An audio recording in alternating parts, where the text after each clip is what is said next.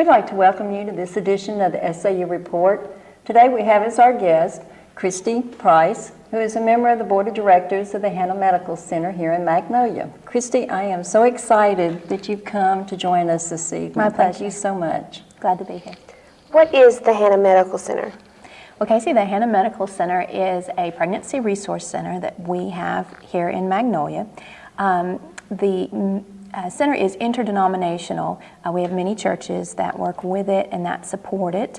So we're not a ministry of one particular church, but our goal, our mission statement is to communicate Christ's love by providing life-affirming services to women in making pregnancy decisions and to promote the biblical standard of sexual integrity.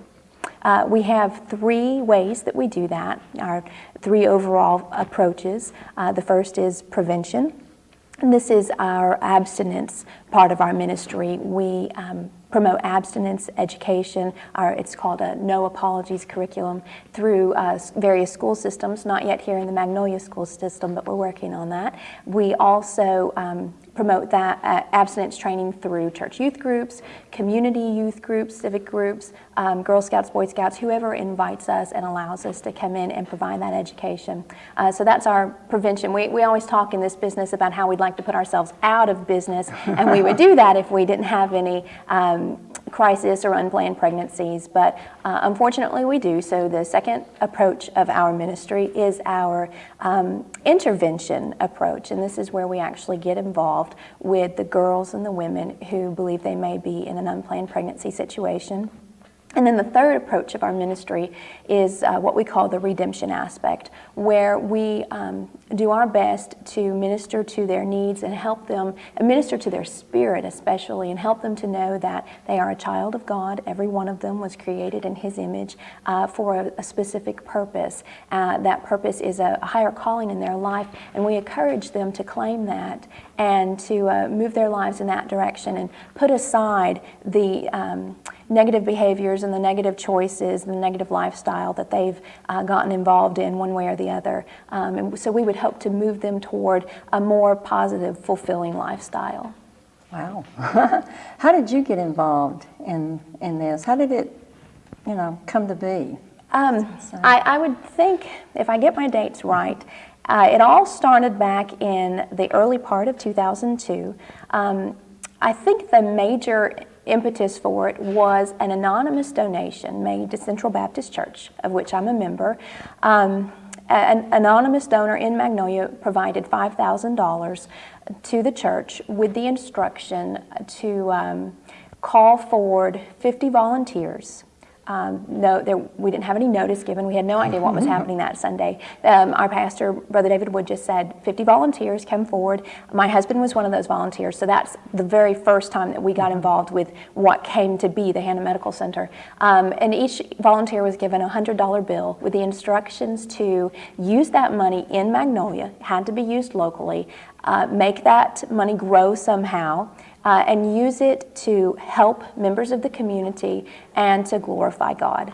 A couple of us, there were lots of different projects that came about because of this. The Hannah Center is just one among many. But a couple of us got together, we pooled our money together, we held additional fundraisers, and over a period of months we grew our money to about $8,000 of seed money. And we had been talking at a Bible study I was involved in at my house. We'd been talking about a crisis pregnancy center and how we didn't have one here in Magnolia.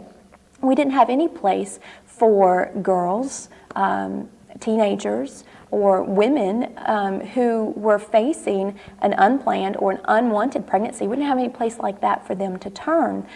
So oftentimes they went with the only thing they knew to do, which was an abortion. And we think that that's never a positive decision for a woman. It's never a good decision for her to make. So we wanted to stand in the gap there. We wanted a crisis pregnancy center. When we got to researching it, though, we discovered that was going to be a very difficult mountain to climb. the application for the nonprofit 50c3 status alone was an inch thick, and I was an English major. I mean, I'd never started a business, I'd never started a not-for-profit, a nonprofit, and nobody in our group had. So we prayed about it and we talked about it for probably a year. And all at this time, our money was just in the bank, and we knew that this was the direction we needed to be headed. But one day, a member of our committee, Gay Calhoun, brought up the idea of the Crisis Pregnancy Center in El Dorado.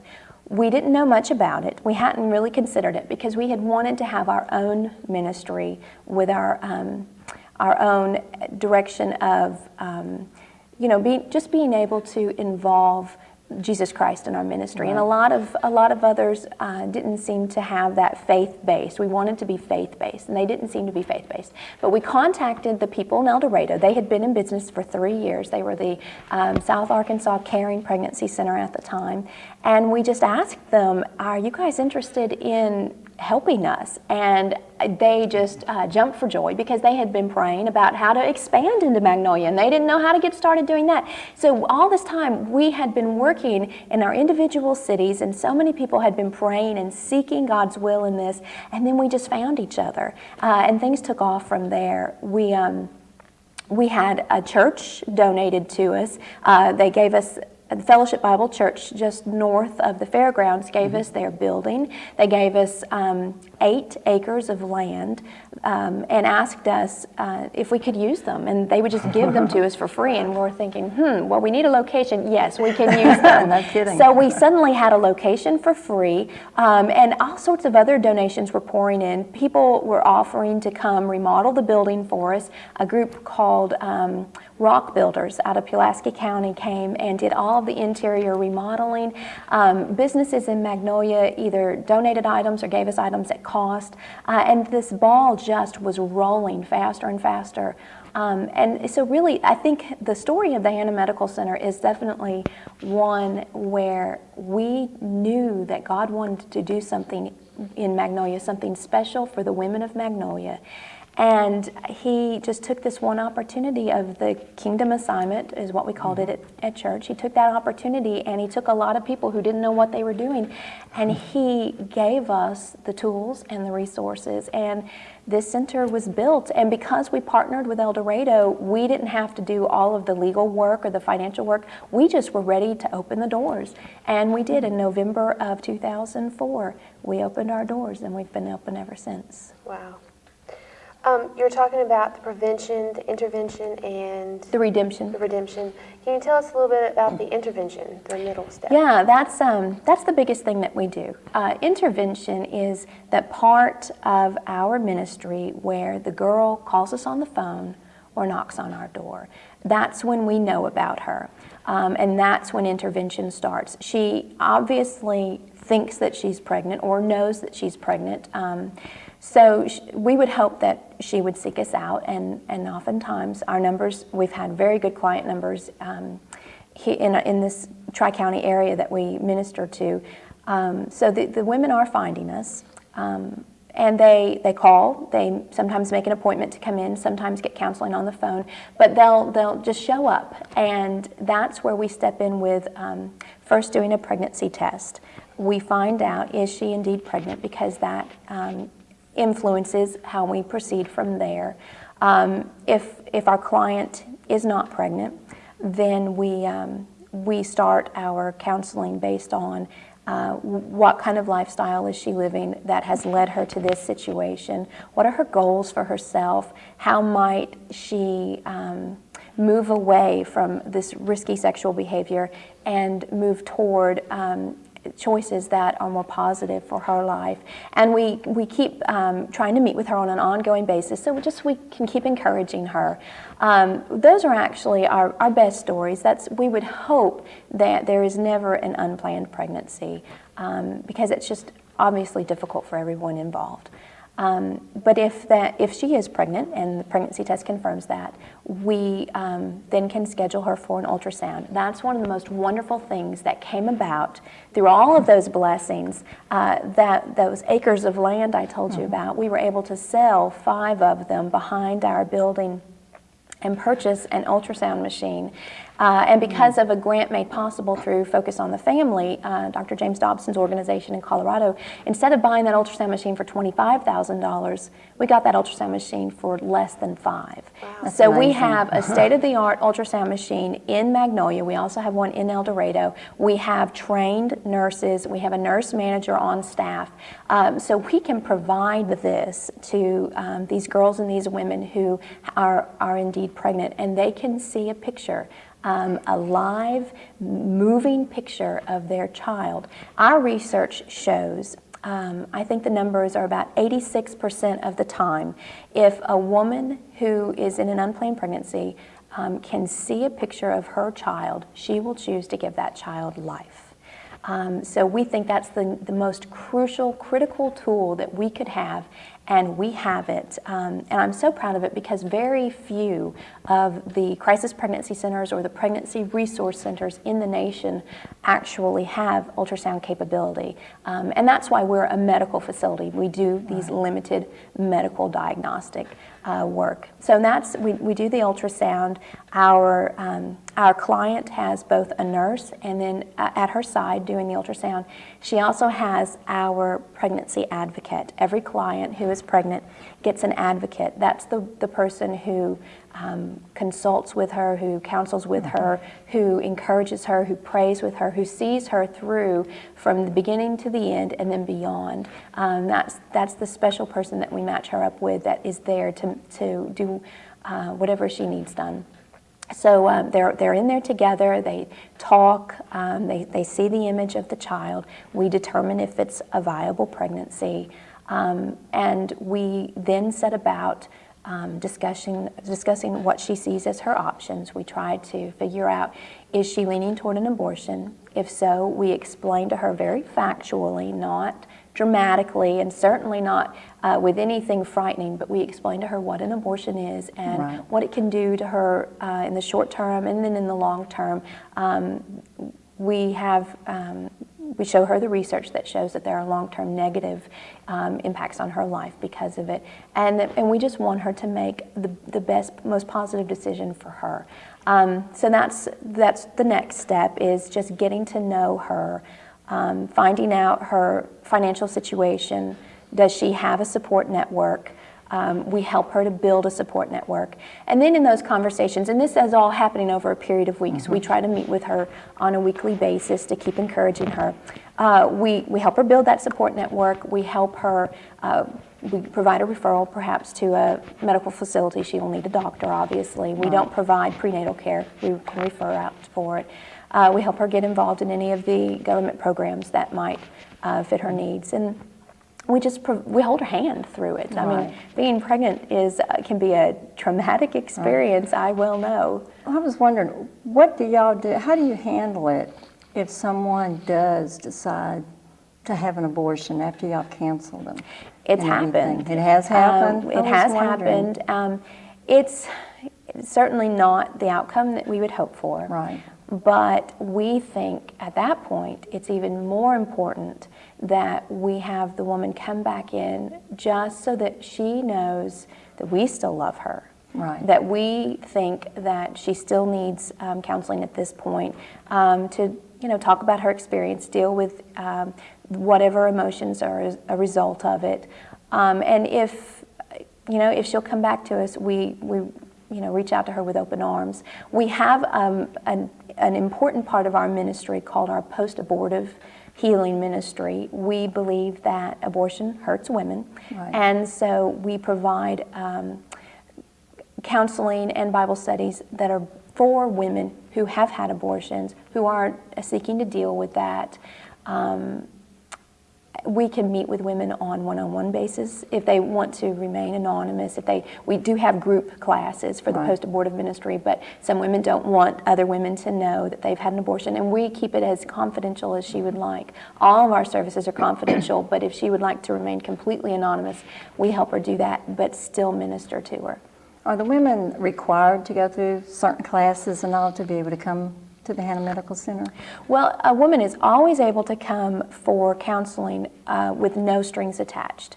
But we have what we call a blessings closet. This is our material needs ministry. We're trying to meet the woman's needs on every level, the physical level, which is where the ultrasound comes in, the emotional level, and, which is where our pregnancy advocates provide the consultations, and then also on the material needs level of just if she's going to have a baby, she's going to need bottles and formula and a car seat and all sorts of this.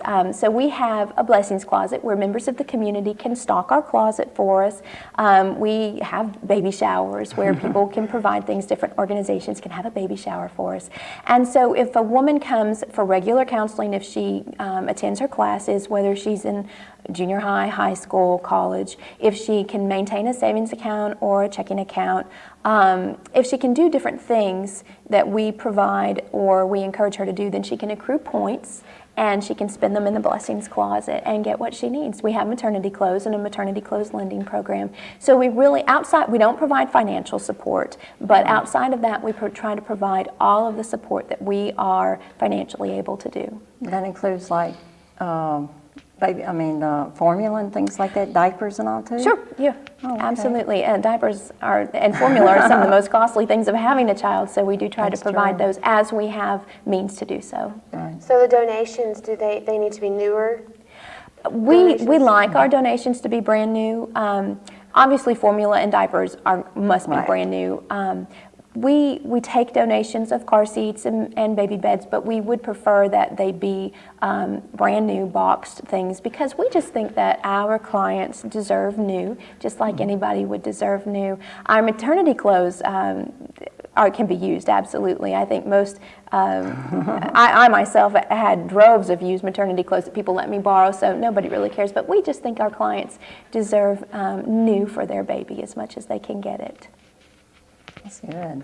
Well, some of your clients that have come through and they've had their babies and all, do y'all follow up with them after they've had the babies and Absolutely. everything? A lot of times our clients will actually come work for us as a volunteer when they've had their child. Or something we haven't mentioned is our adoption program. We refer to Bethany Christian Services in Little Rock for our clients who choose to place their children for adoption. We truly believe in adoption, and we would hope that all of our clients who are not in the best of financial or marital situations would choose adoption for their children. We think it's an amazing gift. But for those clients that do choose to parent their children, we definitely stay in contact with them. They may come back to volunteer, or they may refer friends to us who are in a frightening situation. A lot of times, as we recently had at our fall banquet, these clients will come back and give testimonies. So hopefully potential donors will be moved by their stories of how the Hannah Center served them and welcomed them and helped them to bring this new life into the world, or helped them to place their child in the loving arms of another family. That's wonderful. What about women who may have already had an abortion? Can they come for counseling? Absolutely. Absolutely. If there are women out there who ever hear of us and who ever think of their abortion with feelings of guilt or just anxiety, we have what is called a post-abortive syndrome. It's like post-traumatic stress syndrome. It's a similar condition where they may not think about their abortion for years. But one day, for some reason, they begin to dwell on it and they begin to feel remorse and guilt. We would hope especially then that they would come to us just so we can meet with them and counsel with them and help them find the healing that can come afterwards. So I would hope that any woman who has ever had an abortion, and actually I think statistics show that 3 out of 4 women have. A lot women who you would never even think, church women, women who you wouldn't imagine ever did, have had abortions, and we would hope that they would find us so that we can reach out to them. Oh, that is good. Well, let me ask you this: what can people maybe some of the organizations at SAU or people in the community, what are some of the things that y'all really need, volunteer-wise or Okay. We Things need like someone to that. come mow our lawn. We need someone to come clean every once in a while. Those are easy things that can be done. Our number one need right now is always financial need. We do not accept any donations or any government funding. So we are completely privately funded through individual donors, churches, businesses, and grants. Our executive director, Deborah Griffin, is an excellent grant writer, but as you can tell, there's a lot of needs right now with the hurricanes, and the money's thin. So we need as much of it as we can get. So we always need financial contributions. We always need women to come volunteer. Our volunteers who work inside the center with the clients must be women. Because our clients are all women. Right. So we always need women to volunteer. We need prayer volunteers, people to just pray over the center. We need volunteers or community groups. This is especially good for community groups to let us come speak to them just to get the word out about us, and then maybe throw a baby shower for us and provide us with more diapers and more formula for our Blessings Closet. But we sometimes have odds and ends, and we would love for anyone who just wants to help out somehow to call us and let us see how maybe they could do that. But one thing that anyone can do that is so simple is just tell people that we exist. The Hannah Medical Center is a pregnancy resource center available to any woman of any race, any age, any socioeconomic group. It's here in Magnolia, and it's here to serve them. All they have to do is show up. All of our services are free, complimentary to them, at no charge to them. And we're here just to meet their needs. So we would hope that people would get the word out about the Hannah Medical Center. It's a wonderful organization, I can tell. What is the age for volunteers? Is there a certain age that a woman... There is. I'm glad you asked about that. Our volunteers must be 18 years of age if they're going to have any contact with our clients. And that's for maturity reasons, but mostly we have liability insurance coverages that state they must be 18 years of age. And we've had younger volunteers who've come in and just helped out with some of our fundraising campaigns. But any volunteer who's going to meet with a client must be 18 or older. I've heard something about one of your fundraising campaigns. It's something to do with baby bottles? Sure, and that's our spring fundraiser. Okay. Every spring we have the baby bottle campaign. A good number of churches in Magnolia are involved in this campaign, but it's very simple. We just show up at your organization with boxes full of bottles. We distribute thousands of bottles every spring. Each bottle has a book marker in it that tells a little bit about the center and has one of our client testimonies on the back. And we just ask that you fill the bottle up with spare change. Everybody has spare change. Right. And it's a lot easier sometimes to give spare change than it is to write out a much bigger check. So we ask that you just fill it up with spare change and then bring it back to wherever you got it from, and we pick it up. And this is actually one of our most profitable fundraisers. And like I said, it's very simple and very easy to do. So if any organization or church especially wants to be involved in the baby bottle campaign, get in touch with us. We'll kick it off next February. Awesome. That is wonderful. Where is the Hannah Medical Center located?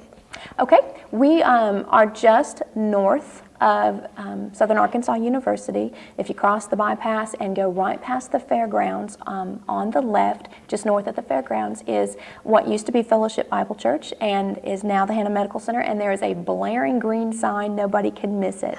So that's where we're at. I think that's officially 251 Columbia 13, but everybody knows that it's just north of the fairgrounds.